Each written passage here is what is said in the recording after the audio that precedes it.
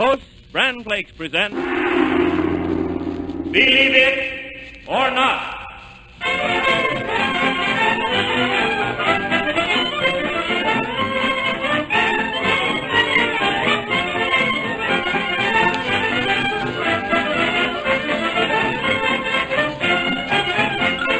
Again, Post 40% Bran Flakes bring you Bob Ripley with more of his amazing Believe It or Not, with V.A. Rolfe and his orchestra and lovely Linda Lee.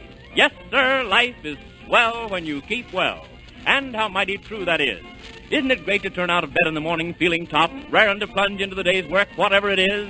Yes, indeed, every second of the day is crammed with interest and fun when you're feeling swell. And folks, you all know the benefits of Bran. Well, every day, millions of folks get these benefits in a really delicious cereal. A Bran cereal they enjoy eating. Post Bran Flakes. And say, what flavor you get in crunchy golden brown Post Bran Flakes? A tempting different flavor the whole family will go for. Why not start tomorrow? Let every member of the family enjoy delicious Post Bran Flakes at breakfast regularly every morning for their wonderful flavor and their extra benefits. Believe me, you'll agree yourself that life is swell when you keep well.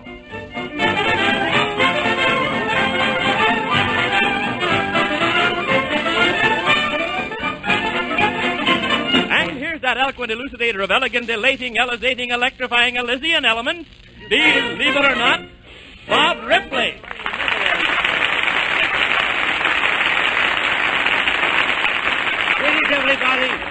Greetings, everybody, and welcome to the program tonight. On my last trip to China, I learned to my amazement that a Chinese law forbids anyone to play one of the most beautiful songs ever written, the barcarolle, from the Tales of Hoffmann. But in all China, I could find no one to give me the explanation. This made me more determined than ever to find the answer, and finally my travels took me to Vienna, where I was fortunate enough to uncover the complete story of the barcarolle from the beginning.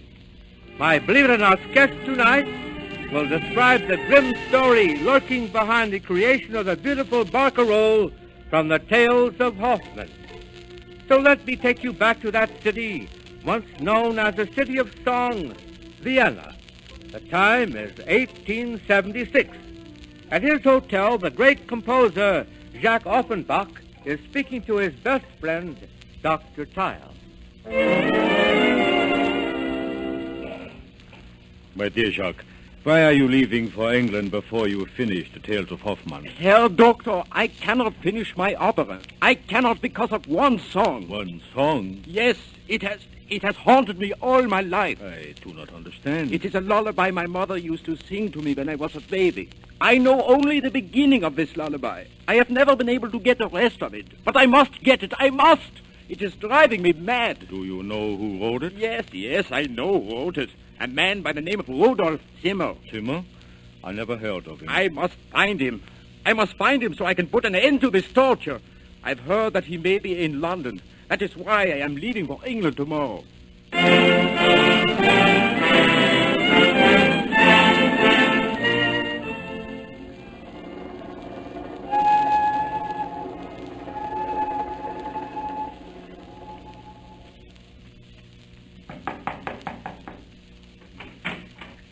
Pardon me, sir.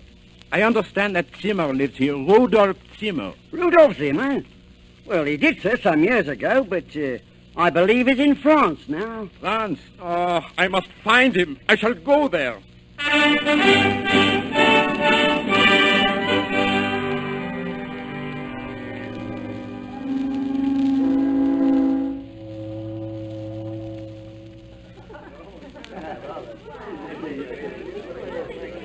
You wish to order something, monsieur? No, I would like some information.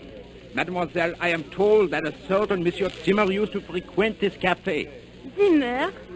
Ah, yes, Monsieur Zimmer. But that was long ago. I think that he is in America. America? Oh, will I ever find him?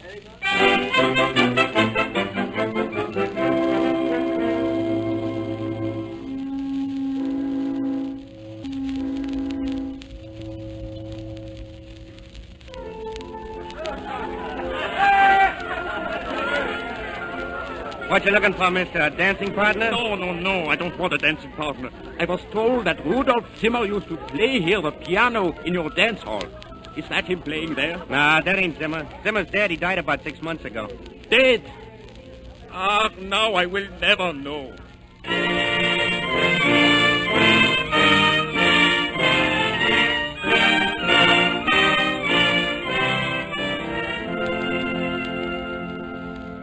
And so, after searching in England, France, and America for the song and its composer, Offenbach returned to Vienna in despair. On the day of his arrival, he was met at the station by his old friend, Dr. Tile. Offenbach and Dr. Tile entered a cab and started for the hotel a few blocks away.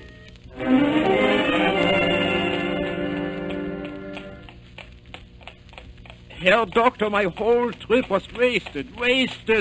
I did not find him. Zimmer is dead. He died in America. Listen to me, Jacques. As your friend, take my advice and forget this whole business. Ah, no, I cannot. Someday, somehow I will find the rest of that song. What is that? Driver, what has happened? An old man, monsieur. He collapsed in front of the carriage. We almost ran over him. Come, Herr Doctor. No. Perhaps we can do something for him. Poor old fellow. Here, lend a hand. Is he badly hurt? No, I do not think so. He seems exhausted. A little food and wine will fix him. Well, then come. We will take him to my hotel.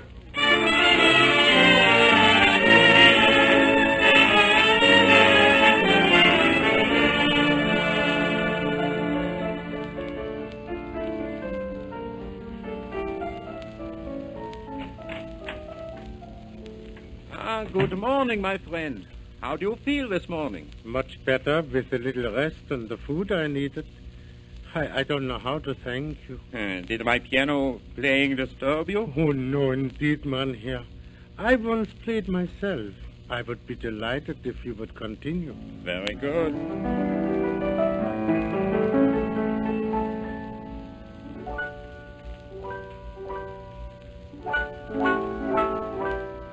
Mein Herr.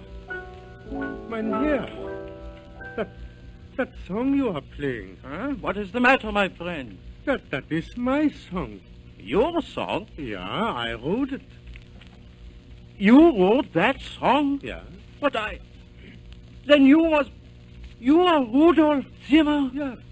But they told me you were dead. Oh, no, mein Herr. I am Zimmer. All my life I have searched for you, and now fate brings you to my very doorstep. Why did you search for me? Let me explain, my friend. My name is Offenbach, Jacques Offenbach. Offenbach, the great composer. And you have looked for me? Looked for you? I have looked for you all over Europe, even to America. Herr Zimmer, listen to me. I want to use your song in my new opera. I shall pay you well. No, never. I cannot. That song is cursed. Cursed? That's beautiful melody. It Cursed. marked my ruin from the day I wrote it. My wife died. I lost my position, my health, and next, failure piled upon failure until I became what you see me now. A useless old man. No, you have been too kind to me, my friend, to visit the curse of that song on you. Yet I beg of you, let me buy it. I must have the rest of that song. Where is it now? In my room at Favoritenstraße 17. Go there and bring it back to me at once. I will be waiting here.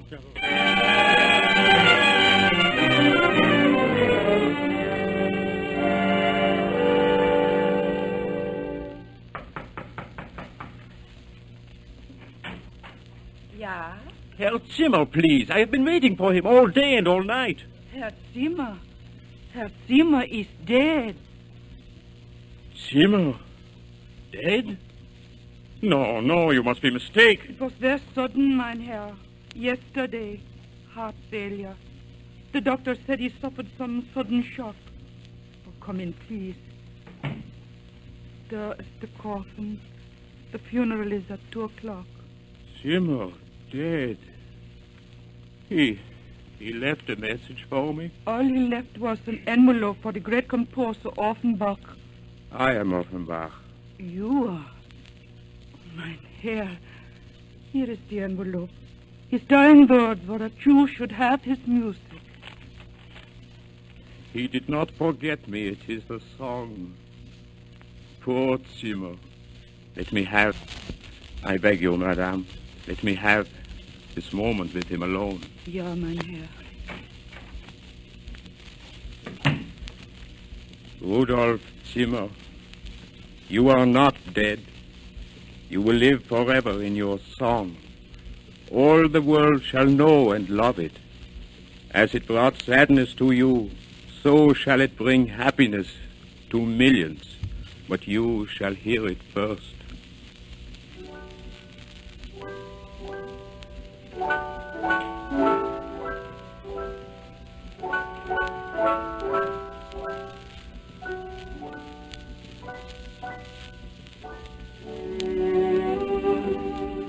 After Zimmer's death, Offenbach worked day and night to complete his opera. But just before the premiere of the opera, which was to bring him world fame, Offenbach suddenly died. His overwhelming desire to hear his opera performed was never realized. But only a few days after Offenbach's funeral, all Vienna turned out to honor the dead composer at the opening of his last opera, The Tales of Hoffmann. Our next scene opens at the Opera House. It's the intermission after the second act.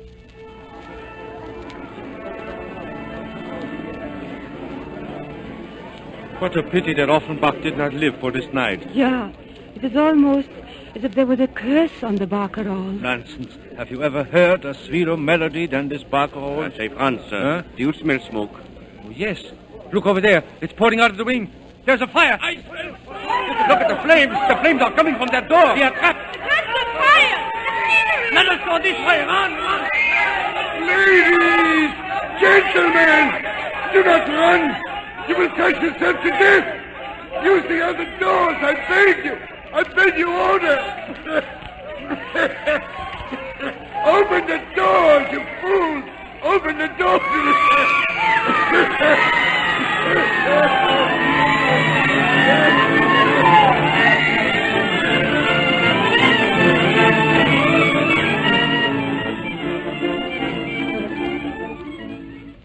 On that fatal night of the premiere of The Tales of Hoffmann, the Ring Theater in Vienna burned to the ground in the most disastrous fire in that city's history. 900 men and women were burned to death while the barcarolle was being played. But the story of the barcarolle was not ended. The world acclaimed the melody, and it was sung everywhere, just as Offenbach predicted. 10 years went by, and now the scene is China, thousands of miles away. That unhappy country was dominated by the famous old Dowager Empress, Su Sai. She was the empress of all China. She was brutal, merciless, and terrified her subjects. But she had one love, the magnificent summer palace which she was building outside of Peking. It was to be a palace of rare beauty, and for it she imported Italian marble, Italian workmen from faraway Italy, and all day long she would sit and watch the Italian artisans and stonemasons as they sang at their work.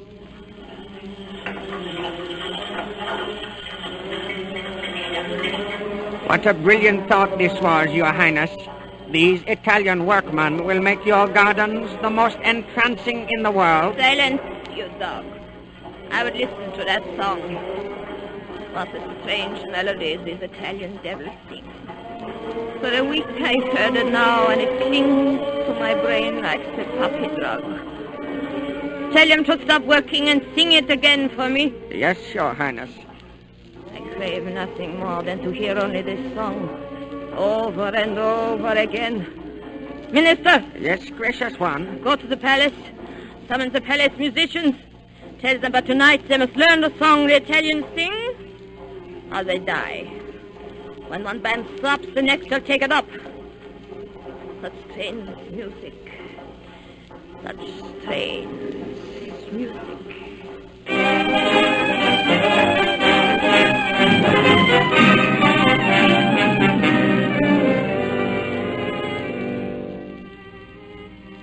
And so the barcarolle, brought to China by the Italian workmen, completely fascinated the evil old empress. All night long she sat listening to the strange notes which danced through her head like demon spirits. The musicians were forced to play continuously, day and night, so that the empress could stay awake and sign death warrants. Thus the barcarolle continued its tragic saga of death. You say execute them, Your Highness? Yes. Chop their heads off. But they are helpless farmers. How can they pay such high taxes? Surely you will pardon them, gracious Majesty. Tell them they should be freed. Freed by death? Let their bloody heads drop in the executioner's basket. Get me warrants. More death. The music tells me what to do.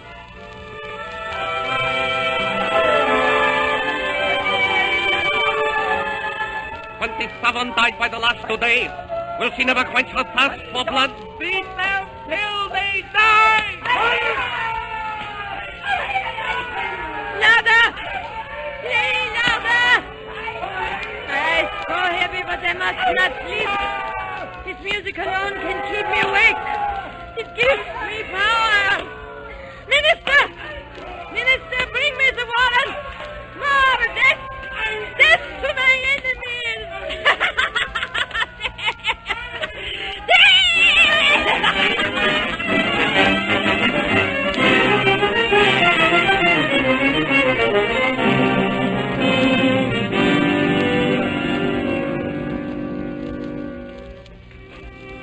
And the reign of terror which the barcarolle brought to China ended only when the old empress died in 1908. And one of the first laws passed by the new government was the banishing forever of the barcarolle from China. And to this very day, it's a criminal offense to play the barcarolle inside the Great Wall of China. The old empress and the imperial glory of Peking have long since departed, but on my last visit to the Forbidden City, an old and withered Chinese servant assured me that when the full moon fills the summer palace with ghostly shadows, phantom singers from nowhere drift through the night, and all the while, in a little boat out on that misty lake, a savage old woman, dressed in the silks and brocades of a bygone age, listens for a moment and then resumes the signing of death warrants. And this is the true story of the barcarolle. Believe it or not.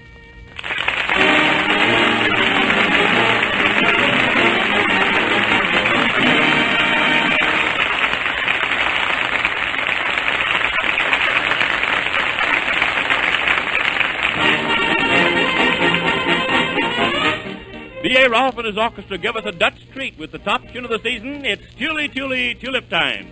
Okay, B.A.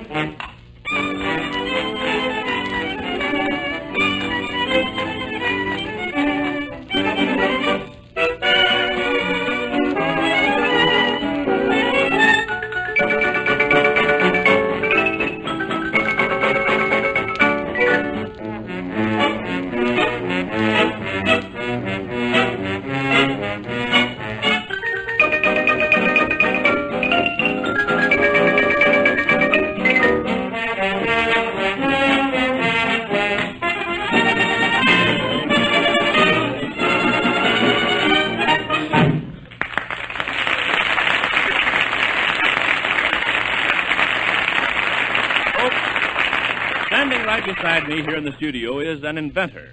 And believe it or not, tomorrow morning a great many of you listening in right now will take advantage of this gentleman's invention. His name is J.K. Lippin. He's just arrived in New York City from Battle Creek, Michigan. Mr. Lippin, just what was it you invented? Mr. Bond, I invented post-bran flakes. That is, I perfected the patented process by which post-bran flakes are made. And post-bran flakes were the first bran flake cereal offered to the public? Yes, post-bran flakes are the very first, the real original bran flake cereal. And, Mr. Lippin, will you tell us exactly why you invented post-bran flakes? Mr. Bond, in my case, I knew how important the benefits of bran are, how they help to keep you feeling fit in the pink of condition. But up to that time, I had never tasted bran cereal that had a delicious flavor that I knew folks would want in the cereal food. So we got busy, and the result was a new cereal that not only gives you all the benefits of bran, but also the mighty good. We called it post-bran flakes. And, Mr. Lippin, did I hear you say that this method used in making post-bran flakes is patented? That's right. No other cereal in the world can be made like post-bran flakes. Well, one more question, Mr. Lippin. We have a slogan that I know you've heard on this program. It runs, "Life is swell when you keep well." Now, would you subscribe to that? I certainly would, Mr. Bond, 100%, because I know how true it is in my case. You see, I eat post-bran flakes myself every day, believe it or not. Well, thank you very much, Mr. Lippin. We're mighty glad to have you here with us. Thank you very much, sir. Oh, Bob. Yes, Linda? You've been putting me off long enough No, now. no. How about giving me the answer to last week's problem, believe it or not? You asked me, what modern army of 500,000 men has no generals? Yes, well, that army, Linda, is a Swiss army. And Switzerland has a very excellent army, too. But the highest rank in that army is a colonel. Furthermore, they have never lost a war in 700 years. Switzerland is the oldest republic in the world today. The Swiss colonels seem to be doing all right. You know, Linda, in this country we're sometimes inclined to joke about colonels, but colonels are very important. As a matter of fact, one of the greatest and most colorful figures of the World War was only a colonel. Who was that, Bob? Let me draw you a believe-it-or-not sketch about him. The time, August 1914. The place, the recruiting station in London. A young Englishman who has volunteered for service is standing at the desk of the recruiting officer.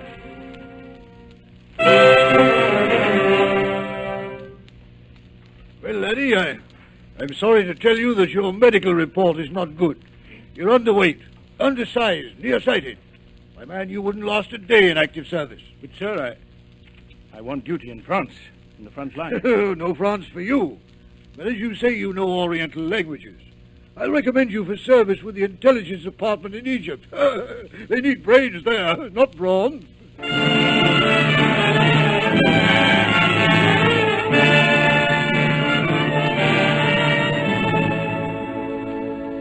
General, I don't think that we're making any headway against the Turks. What would you propose, Colonel Lawrence? For 700 years, the Arabs have been oppressed by the Turks. In all that time, the Arabs have been seething with revolt, but they've never been organized. All they need is a leader. And where are we going to find that leader? I am that leader, General. You? But we have you listed as physically unfit for active service. But I know what I can do, General. I'll go out among the Arabs alone. I'll lead them in their revolt against the Turks.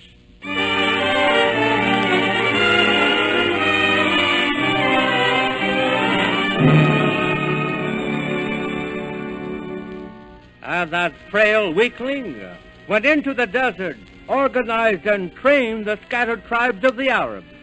He learned to ride harder, shoot straighter, and endure hardships better than the most hardened son of the desert.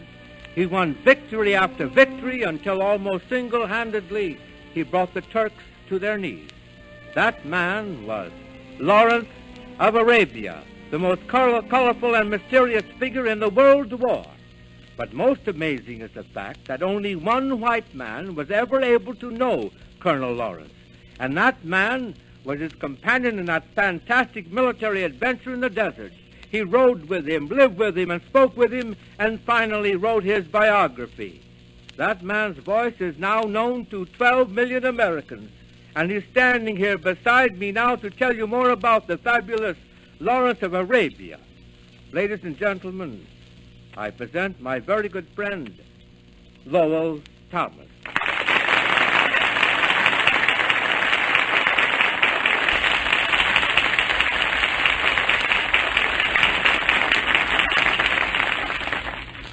Good evening, everybody. Hello, Bob. Hello, Lowell, and as the first man who discovered Colonel Lawrence and wrote his story, you can best tell us what kind of a man was he? Well, he was slight of stature, sandy-haired, extremely nearsighted. If you saw him, he would be the last man in the world that you would ever pick for a hero. Well, he was a very great and mysterious figure, Lowell. Yes, Bob. This shy, scholarly man was a great soldier and a great tactician. The Turks feared him so much, they put a prize of $100,000 on his head, dead or alive. With his flying columns of Arabs, he harassed them day and night. Among other things, he personally destroyed all important Turkish lines of transportation and communication. He, more than any other living man, defeated the Turks and was acclaimed by the Arab nation as their liberator. You know, Lowell, that story you told me about the prophecy in Colonel Lawrence's life was a real, believe it or not. Won't you tell our listeners about it? It was 1917. A Mohammedan priest told Lawrence that he would die by the Son of Thunder. 18 years passed. Lawrence resigned all his commissions and his honors, and then he enlisted again in the British Army, just as a lowly private in the Air Corps. But he had a mania for speed, and he bought himself another speedy motorcycle. And ironically enough, he named it the Son of Thunder. Son of Thunder. And it was on this motorcycle, called the Son of Thunder, that Lawrence of Arabia met his death May 17, 1935. And thus the prophecy was fulfilled, believe it or not. Thank you. Thank you, Lowell Thomas. And ladies and gentlemen, there's a believe it or not about Lowell Thomas himself that I would like to tell you. 8 years ago this week, he started as a daily radio news commentator. And in all that time, for 8 consecutive years, he has never missed a single broadcast. Is that right, Lowell? Yes, that's right. Well, never, except last Wednesday, when the hurricane marooned him aboard a train and caused him to miss his daily broadcast for the first time in 8 years. Believe it or not.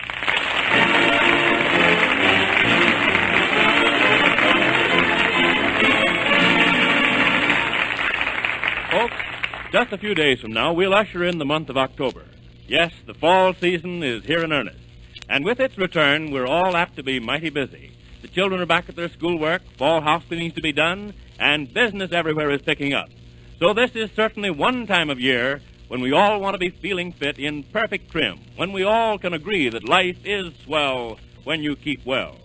And folks, you all know the benefits of brands, how they may be just what so many of you need to help you keep fit naturally. Post Brand Flakes give you these extra benefits in a cereal that packs a truly delicious flavor. So tomorrow, ask your grocer for Post Brand Flakes.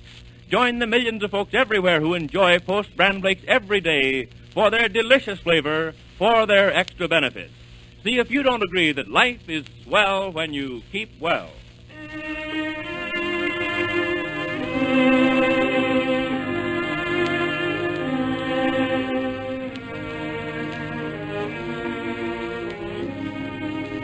Today, the Jews of the world celebrate Rosh Hashanah, their New Year's Day. According to Jewish legend, the world was created 5,699 years ago today. And the oldest prayer of the Jewish religion, which they believe Adam himself said, which is always repeated on this day, I would like to read to you now. May it be the supreme will to fulfill the wishes of your heart and the hearts of all living for good, for life, and for peace. Amen.